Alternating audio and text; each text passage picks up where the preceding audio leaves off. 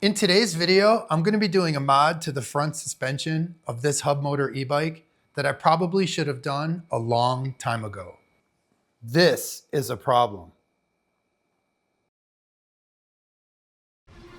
Earlier, we were out at the riverside with the e-bikes riding at El Toro, which is one of my favorite spots to ride at.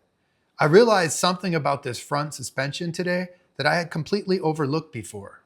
When doing wheelies, the front end can actually come down really hard, especially if I rear brake save out of rolling too far back off the balance point.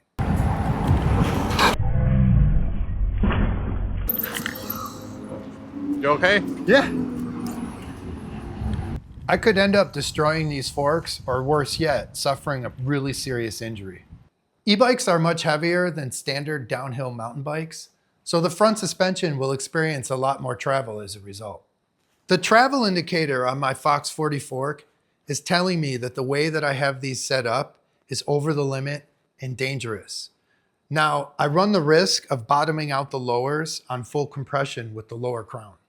The head tube on this custom e-bike frame is really huge at 166 millimeters, and the total stacked length, which is the head tube plus all the headset parts in between the crowns, is at 172 millimeters. And that's way out of range for this year FOX40 with a flat upper crown.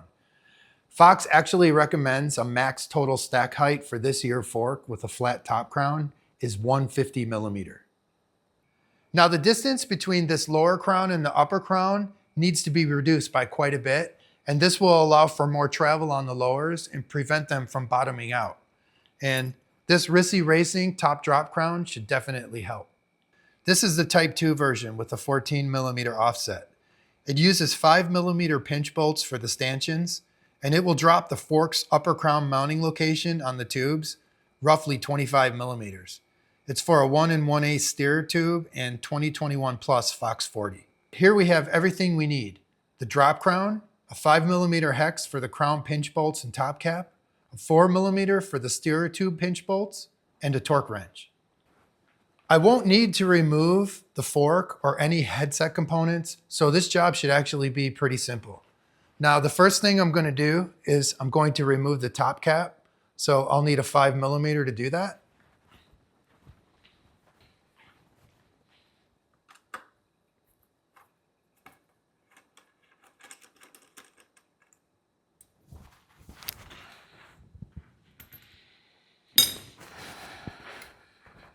Now let's loosen up these steer tube pinch bolts on the stem and get these bars off.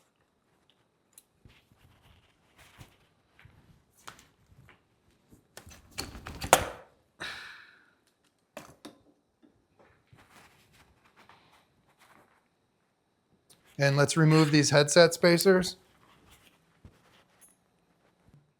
Now let's loosen the top crown bolts with the 5 millimeter.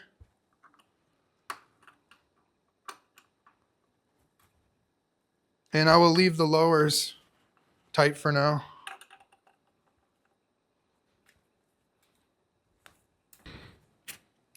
Now I'll pop the top crown off. Make sure the split compression ring and all the headset parts are tight. And I'm holding the fork. You can see I'm holding the fork up against the frame so it can't slide out. Now I'll put the bike down so I can push against it, and I will put the drop crown on. It's going to require some force to get it to slide all the way down. There we go. Now let's install the headset spacers and put the bars back on the steer tube. Get everything lined up nice and straight. And I will use the top cap to snug up the whole head assembly. And as a general rule of thumb, I don't really go any tighter than won't allow me to spin these spacers underneath the apex stem. So I think that's tight enough. I don't really want to over tighten this. It's just to snug everything up. Now I will tighten the center pinch bolt on the top crown. I won't torque it up yet, but I'll just make it hand tight. I will lift this up And I'm going to now drop the tubes more towards the top here. And I will do this by loosening these lower crown pinch bolts with the 5mm.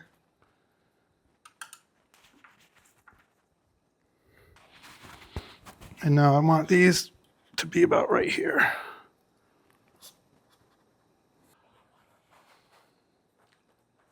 Tubes are in the correct position. I will tighten the lower crown bolts. Just hand tighten them with the 5mm.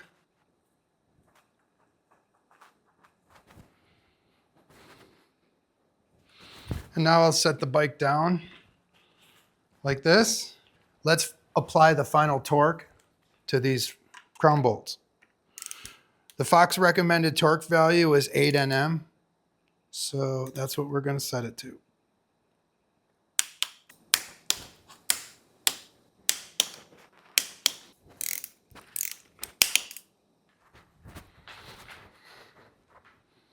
Still lined up, everything's nice. Now let's finish it off and tighten up these steer tube pinch bolts on the apex stem.